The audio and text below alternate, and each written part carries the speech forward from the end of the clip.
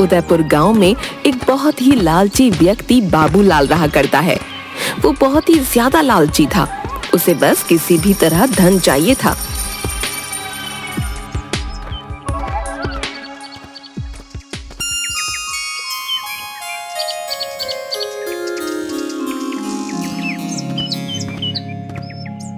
एक दिन गांव के कुछ लोग आपस में बात कर रहे होते हैं। अरे भाई, सुना है अपने गांव में चमत्कारी बाबा आए हुए? सुना है वो बहुत बड़े ज्ञानी हैं। उनसे जो भी मांगो वो अवश्य ही दे देते हैं। हाँ, क्या बोल रहे हो भाई? क्या सच में हमारे गांव में चमत्कारी बाबा आए हुए हैं? अगर ऐसा है तो मैं अवश्य ही उनके पास जाऊंगा। हाँ हाँ हाँ भाई, सुना तो ऐसा ही है। चलो कल सुबह चलकर देखेंगे। मुझे तो काफी कुछ मांगना है चमत्कारी बाबा से। हाँ। उन दोनों की ये बातें बाबूलाल सुन रहा होता है। क्या सच में चमत्कारी बाबा हमारे गांव में आए हैं? अगर ऐसा है तो मैं जरूर जाऊंगा, और वो भी इन लोगों से पहले। मेरी तो वैसे भी बहुत सारी इच्छाएं हैं। हाँ।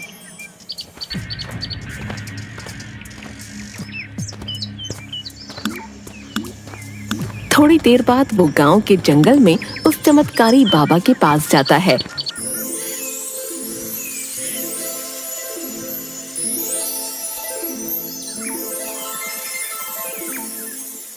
वो चमत्कारी बाबा एक पेड़ के नीचे बैठे ओम का उच्चारण कर रहे थे। ओम ओम ओम ओम। तभी बाबूलाल उनके पास जाता है। प्रणाम बाबा, मैं इस गांव का निवासी हूँ। मैंने बहुत सुना है आपके बारे में। मैं भी आपसे कुछ मांगने आया हूँ। मुझे यकीन है कि आप अपनी शक्ति से मेरी इच्छा अवश्य पूरे करेंगे। हाँ हाँ हाँ, क्यों नहीं बेटा। हमने 100 वर्षों के तप के बाद जो शक्तियां पाई हैं, हम उनकी सहायता से तुम्हारी सहायता अवश्य करेंगे। बताओ तुम्हें क्या चाहिए? बाबा, मैं तो बस आपकी सेवा भाव से आया हूँ। लगता है ये पैतरा काम करेगा। हाँ, आप मेरे घर चलें, मैं आपकी आओ भगत करना चाहता हूँ। इसके अलावा मेरे मन में कोई लालसा नहीं है। आशा करता हूँ आप मना नहीं करेंगे। आज के इस वक्त में तुम्हारे जैसा इंसान जो बिना किसी लोभ के मुझे आमंत्रित कर रहा हो, मैं अवश्य चलूंगा वत्स। जिसके बाद चमत्कारी बाबा बाबूलाल के साथ उसके घर जाते हैं।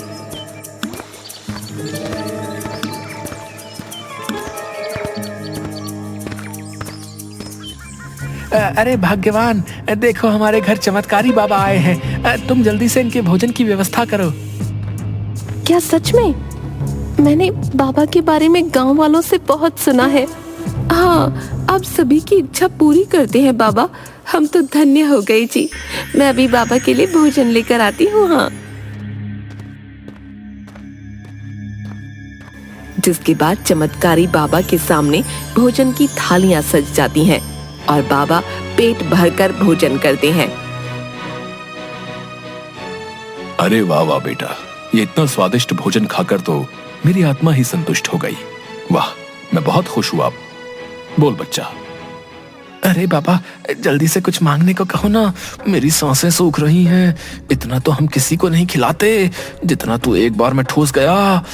अरे बाबा, ये तो हमारा सौभाग्य है कि आप हमारे अतिथि बनकर पधारे। वत्स, मैं तुम्हें कुछ देना चाहता हूँ।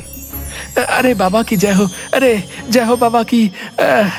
आप इतनी श्रद्धा से बोल रहे हो तो हमें बहुत सारा धन चाहिए बाबा, बहुत सारा। इतना कि मुझे जीवन में धन की कभी कोई कमी ही महसूस ना हो। हाँ। बेटा, तुम्हारी ये इच्छा अवश्य ही पूरी होगी। तभी बाबा उसे 4 मिट्टी के दिए देते हैं।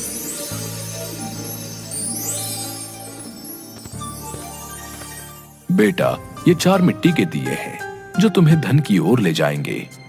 जब भी तुम्हें धन की आवश्यकता हो तो पहला दिया जला लेना। दिए के चलते ही तुम्हें एक दिशा दिखाई देगी जिस पर चलकर तुम्हें धन की प्राप्ति होगी। अगर तुम्हें दोबारा धन की आवश्यकता होगी तो दूसरा मिट्टी का दिया जला लेना, जिस पर चलकर तुम्हें फिर से धन की प्राप्ति होगी। अगर फिर भी तुम्हें धन की कमी महसूस हो तो मिट्टी का तीसरा दिया जला लेना, जहां से तुम्हें अपार धन मिल जाएगा। लेकिन भूल कर भी चौथा दिया ना तो जलाना है और ना उस दिशा की ओर जाना है। अगर तुमने ऐसा किया तो तुम अपना सर्वनाश कर बैठोगे। ठीक है बाबा, मैं चौथा दिया नहीं जलाऊंगा। हाँ। अच्छा ठीक है बेटा, अब मैं चलता हूँ। इसके बाद वो बाबा वहां से चला जाता है।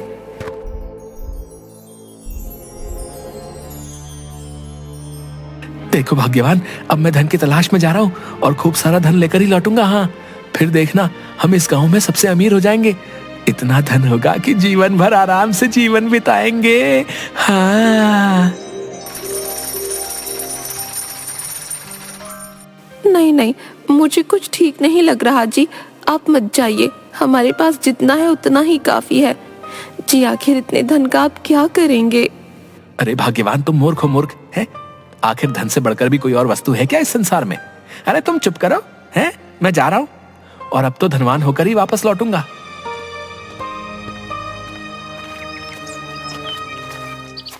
दुख भरे दिन गए रे भैया, अब तो सुख आयो रे। जय हो बाबा की जय हो। कितना दिमाग है मुझ में, कैसे दो चिकनी चुपड़ी बातें करके बाबा से धनवान होने की युक्ति पाली मैंने। वाह रे बाबूलाल वाह, बड़ा बुद्धिमान है रे तू। बाबूलाल वहां से एक जंगल की ओर चला जाता है और बाबा का दिया हुआ पहला दिया जला देता है। पहला दिया जलाते ही उसे एक रास्ता दिखाई देता है। अरे वाह, ये रहा वो रास्ता जो बाबा ने बताया था। वो उस रास्ते पर चलने लगता है। थोड़ी दूरी पर चलते ही उसे एक बूढ़ी अम्मा दिखाई पड़ती है जो बहुत ही ज्यादा रो रही होती है। अरे क्या बात है, यहाँ अम्मा रो क्यों रही है और मेरा धन कहाँ है? इस बुढ़िया से बात करके देखता हूँ। अरे अम्मा, इस जंगल में तुम अकेली और रो क्यों रही हो? अरे बेटा, मेरी उम्र पूरी हो चुकी है, अब मैं मरने वाली हूँ, लेकिन मेरा इस दुनिया में कोई भी नहीं है, इसलिए मैं रो रही हूँ।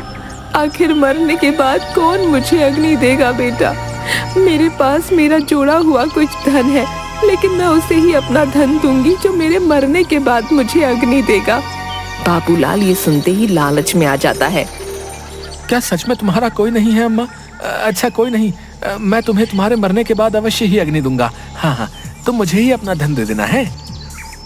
ठीक है, यहाँ से कुछ ही दूरी पर मेरी एक झोपड़ी है, उसमें एक पोटली में मेरा धन रखा हुआ है।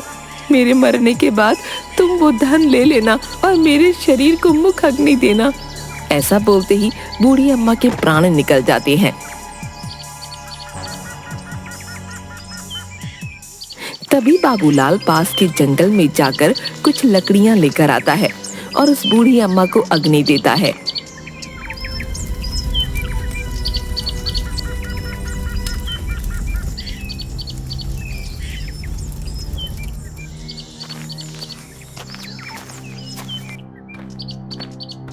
जिसके बाद वो उसकी झोपड़ी में जाता है और उसे वो धन से भरी पोटली मिलती है। उसे देखते ही बाबूलाल खुश हो जाता है।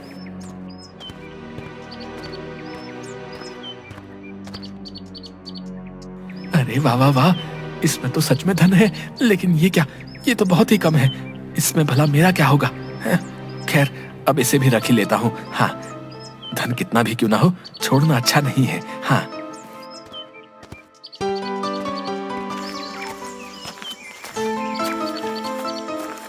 जिसके बाद वो वहां से थोड़ा आगे बढ़ता है। इतने कम धन से मेरा क्या होगा? अरे हाँ, मुझे दूसरा दिया जलाना चाहिए। और अब बाबूलाल दूसरा दिया जलाता है। दूसरे दिए के जलते ही उसे फिर से रास्ता दिखता है। बाबूलाल उस रास्ते की ओर चलने लगता है। आगे बढ़ते ही उसे एक जगह दिखती है जो बहुत ही सुंदर होती है। वहाँ पर बहुत सी रोशनी होती है। जमीन के एक टुकड़े के ऊपर बहुत सारी तितलियां उड़ती दिखाई देती हैं। अरे लगता है ये तितलियां मुझे संदेश दे रही हैं। इस जमीन के नीचे ही धन है। हाँ। तभी वो जमीन खोदने लगता है और जमीन के अंदर से अचानक से रोशनी निकलती है। वो देखता है कि एक बहुत ही सुंदर चमकता हुआ हार वहाँ है। ये देखकर तो बाबूलाल की आंखें चार हो जाती हैं। अरे वाह वाह वाह, इतना सुंदर सोने का हार, हाय हाय, ये तो सच में बहुत सुंदर है। वाह वाह वाह वाह, इसे मैं अपनी पत्नी को दूंगा। हाँ गांव में इतना सुंदर हार तो किसी की भी पत्नी के पास नहीं होगा। अरे वाह वाह वाह। लेकिन भला इस एक हार से मेरा क्या होगा? नहीं नहीं नहीं नहीं नहीं, मुझे तो अपार धन चाहिए। हाँ। बाबूलाल फिर से आगे बढ़ता है और तीसरा दिया जलाता है। तीसरा दिया जलते ही उसे फिर से रास्ता दिखता है और वो उस रास्ते पर चलने लगता है। तभी वो देखता है कि चारों तरफ कुछ भी नहीं है सिवाय एक विशाल पेड़ के। उस पेड़ के पास जाता है। अरे न जाने कहाँ होगा अपार धन, मुझे तो कुछ दिखाई नहीं दे रहा है और अब तो मैं थक भी गया हूँ। जिसके बाद वो उस विशाल पेड़ के नीचे बैठ जाता है। थोड़ी देर बाद उसके ऊपर एक पत्ता गिरता है। जैसे ही वो ऊपर देखता है उसे एक घड़ा जो बहुत चमक रहा होता है पेड़ की टहनी पर लटका दिखाई देता है।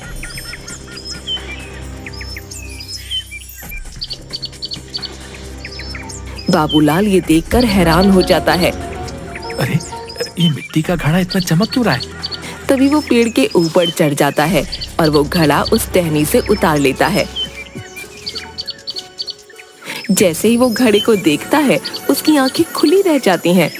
उस घड़े में खूब सारे सोने चांदी के सिक्के होते हैं। अरे वाह वाह वाह, इतना सारा सोना चांदी। हाँ वाकई ये तो बहुत सारा धन है। हाँ अब लगता है कि मेरे हाथ कुछ धन आया है। हाँ लेकिन नहीं, ये भी मेरे लिए अपार धन नहीं है। लगता है चमत्कारी बाबा ने मुझे चौथा रास्ता इसलिए नहीं बताया क्योंकि वो खुद ही उस अपार धन को प्राप्त करना चाहता होगा। लेकिन नहीं, मैं ऐसा नहीं होने दूंगा। हाँ वो अपार धन तो मेरा ही होगा। हाँ मैं चौथे दिए को जलाकर उस चौथे रास्ते पर अवश्य ही जाऊंगा। हाँ। तभी वो चौथा दिया जलाता है और चौथे रास्ते की तरफ चलने लगता है। थोड़ी दूर चलते ही वो देखता है कि वो एक बहुत ही सुंदर महल के पास पहुंच गया है जो बहुत ही आलीशान है। अरे बाबा, इतना सुंदर महल, ये कितना सुंदर है। लगता है अपार धन मुझे यही मिलेगा। हाँ। बाबूलाल उस महल के अंदर जाता है।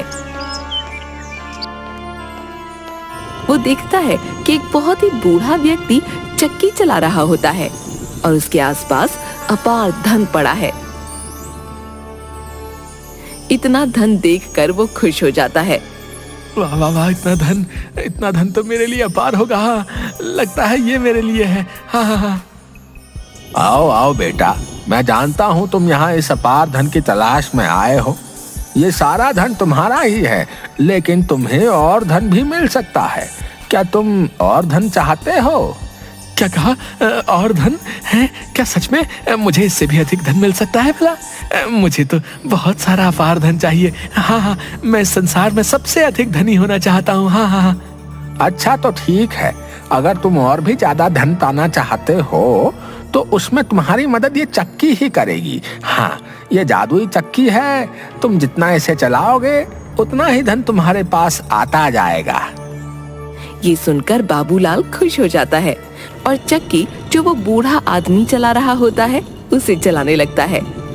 ऐसे देखते ही देखते वहाँ अपार धन का ढेर लग जाता है और बाबूलाल चक्की चलाते चलाते थक जाता है। थोड़ी देर बाद अब बस, अब और नहीं, अब और ये चक्की नहीं चला सकता मैं। मुझे इतना ही धन पर्याप्त है। लेकिन जैसे ही वो चक्की को छोड़ना चाहता है चक्की उसे नहीं छोड़ने देती। वो चाहकर भी अपने हाथों को चक्की से हटा नहीं पा रहा था। अरे ये क्या हो रहा है मेरे साथ? आखिर मेरे हाथ क्यों इस जादुई चक्की को नहीं छोड़ पा रहे? बेटा, ये सब तुम्हारे ही अपार धन के लालच की देन है। मैंने भी तुम्हारी ही तरह उस चमत्कारी बाबा का चौथा दिया जलाया था और यहाँ और अधिक धन के लालच में आ गया था।